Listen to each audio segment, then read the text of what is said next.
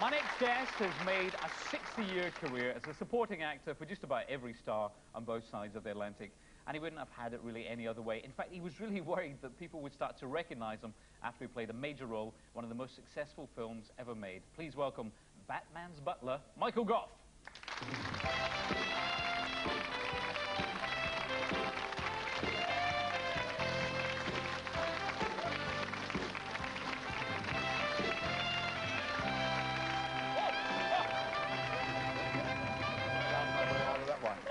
Hi, Michael, there we are. It always gets a laugh out, doesn't it? I know, it's great.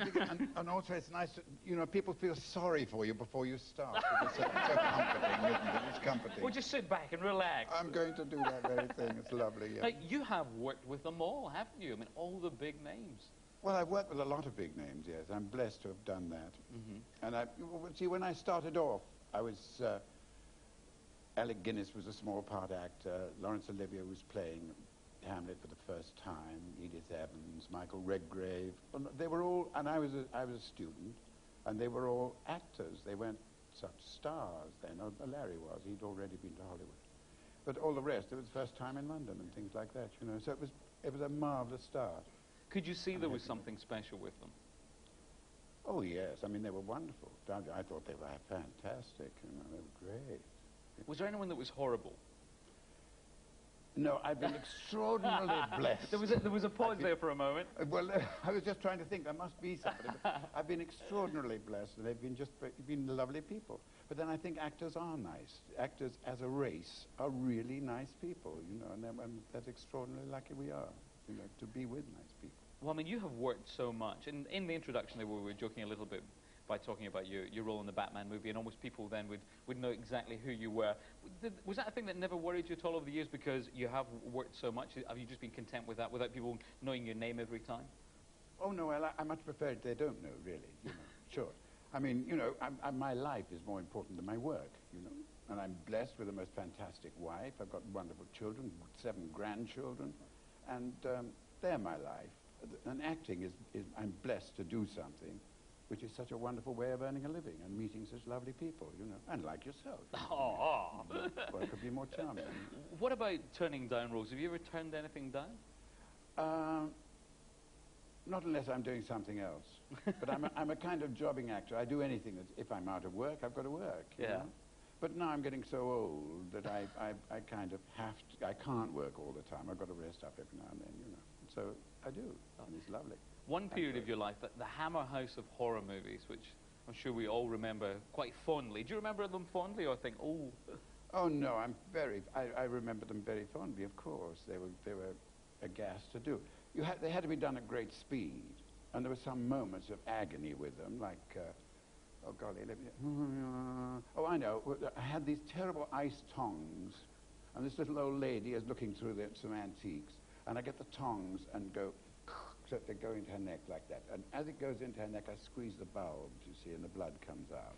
Of course, the blood didn't come out, of course. It's supposed to, but they didn't come gushing out. Instead, the bulbs popped off, and I was smothered in blood. So the suit, everything had to go to the cleaners, and I went home until everything had been cleaned. Because in those days, they didn't have 2 suits. You just had to wear the 1 suit, and that was it. Through the picture, practically. Big budgets. Big budget. Yeah. Well, talking about big budgets, they don't come much bigger than the Batman movies. No, they're fantastic budgets. So how did you get the part then? How did you get the part of Alfred the Butler? Tim Burton was a fan of those horror movies and things like that. Yeah, he loves those kind of movies, you know. And he was the man who directed the And he directed the first Batman. And here it was who saw that. And I was doing a play in New York, and I saw Tim, and he saw me, and we got on very well together, and that's how it happened. And yeah, Michael Keaton and I became great friends too. We worked together well. I liked working with Michael Keaton. And we did 2 films with him, and then Val Kilmer came along, and he's the new Batman. He's the new Batman, and I'd worked with him already in Top Secret. So it was like working with old mates, you know. And I'd worked with his wife, Joanne, and they've got a baby. So it was like being in the family again. It was great, you know. It was very nice. With movies nowadays like Batman, all very sort of high-tech and all visual effects and things like that, is Is it a big change for you when you're making those kind of movies nowadays? No, not really. I mean, it's an actor's life is an actor's life all the time. Though some are much harder than others, you know, and sometimes you work like 15 hours a day, and that's a killer. And sometimes you get away before lunch and you go home, and it's money for old rope, you know. And Batman has been very easy in one way, in that you get great chunks when you're not in at all, you know. I mean, I might do there for 6 months, and I do 12, 15 days work in that 6 months. I could have come home, but then the journey is such hell. I mean, here you are, bright as a button, and you got here yesterday. You know. I've been home for 3 weeks from LA, and I'm exhausted still. You know, it's a killer.